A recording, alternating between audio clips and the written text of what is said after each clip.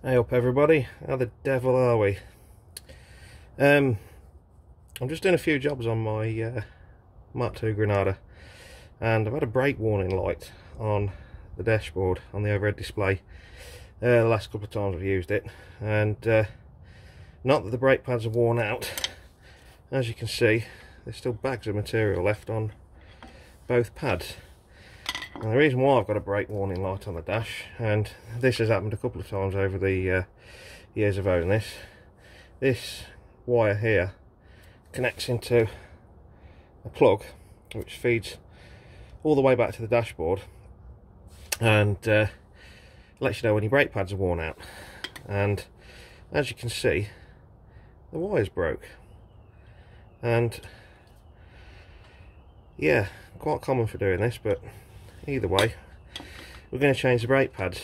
And I really wasn't going to film this, but then I thought I would, because I consider this, not necessarily this car, but this type of braking arrangement, one of the easiest brake services you can do on a car. Bearing in mind this car is coming up 40 years old, but you need the most basic and most minimal toolkit to be able to do this. And I'm not even going to be using a spanner or anything like that, because the pads, it's called a slider caliper, and the pads are held in, I'll use a pointing device, the pads are held in with these pins. There's one top and bottom like so, and the pins are secured in place with these little Jesus pins here, and all you have to do is pull both of the Jesus pins out, give said pin a bit of a knock, you can see they're all nice and free, and pull the pin all the way out, top and bottom, remove the anti-squeal shim, and we'll then compress both of the pistons. It is a 2-piston caliper, there's one either side, and pull the brake pads out, give everything a clean, and reinstall the new ones. So let's get cracking. We'll use a pair of pliers stroke cutting apparatus, and that is all that secures those pins in. Tiny little pin. I think they're called Jesus pins or shim pins, or well, it's definitely not a split pin, but so that's what they look like. And we'll drop them down there out of the way, and we'll then reach through with the front of the pliers, knock, knock, and it's just a case of, we'll change tools, those, pull that out, drop that down there, pull that out, drop down there, with your fingers, pull the anti-squeal shim out, like so, and all that is, just gives a spring effect to keep the pads from riding off the disc and screaming. That's all they do. And now that's out of the way, if you have a look, here's one of these pins. This little device here that's set into the pad material, it's just 2 wires that go into a little metal strip, and when the brake pads wear down to that certain depth, the electric current that's constantly flowing through this earths out on the brake disc, therefore feeding back up through the wires to the dashboard, and putting the overhead display brake light on, alerting it that your brakes need changing or need attention. And obviously now, because there's a break in the wire, the light's flashing at me all the time, so time to put some new pads in. So anyway, we've removed the pins, we've removed the anti-squeal shim. Just use these. We'll push that back like so, push that back like so, and then pull your pads out. It's as simple as that. Give that one another quick squeeze, like so, and there we have it. And what I will do, just as a bit of a cheat, get my big screwdriver, put it in, reach to the inside of the piston, so you're pressing against the brake disc, make sure that piston's all the way back in, and with your other hand squeeze that one in too, like so. Well, that's that part done. A little bit of brake cleaner, whatever you want to use to clean it. Blast all the old grease off, the old grime, like so. I'll get in there, old brass brush, clean all the crap out in there, like so. Same on the other side.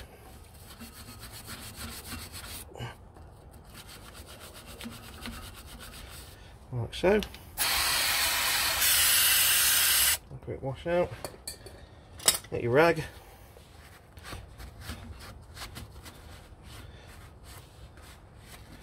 Give that a quick wipe.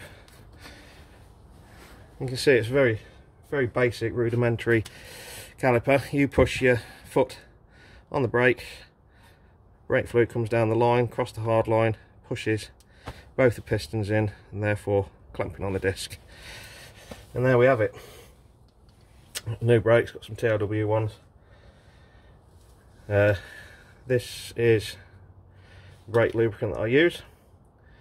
And you want to apply liberally on the front where the piston sits on the inside, like so.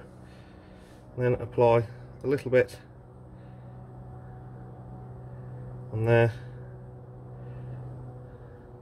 a little bit on there, because this is a really old, it's actually the braking manufacturer is Girling, and because it's of ancient design, there isn't actually any stainless steel hardware or anything to for the brake pads to run on inside the calipers. And back in the day, these used to be famous for seizing up solid, and used to have pads that had worn at a 45-degree angle. One pad would be virtually down to the metal and the other one would be brand new, basically because the inside of this caliper here would just be rusty, and it'd just clamp the pad in place if you had a particularly good stamp on the brakes, and the brake pads would wear on the wonk, or they'd wear like that, or they'd wear like that. Bit of a bad design, but you know, it's a sign of the times. So I'll slide that in like so, somewhere there. And get the next one that's got the new wires on, like so. And I shall apply some grease to this one.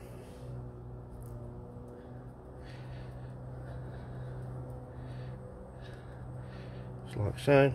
Same again. Have a little bit of grease down there. Same again.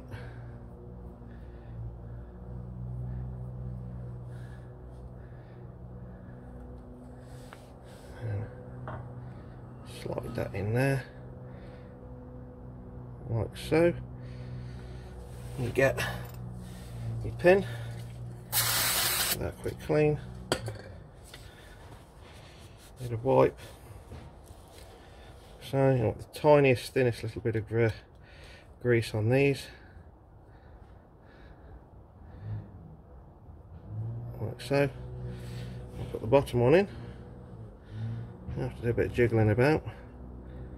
So get your anti-squeal shim, hook it in, like so. Push it around the back, like that. Hook that through there. Hook that through there. A bit of a tug back, a bit of a jiggle, jiggle it a bit, and then you should. There we go. Literally, just shove that through there, and we will rotate so I can see the two little holes for the Jesus pin to go in. Somewhere there. We'll get one.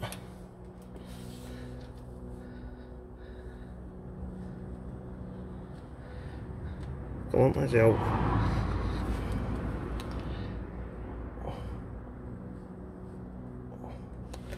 Where's the hole gone? I'll tell you what, let's do the top one in first.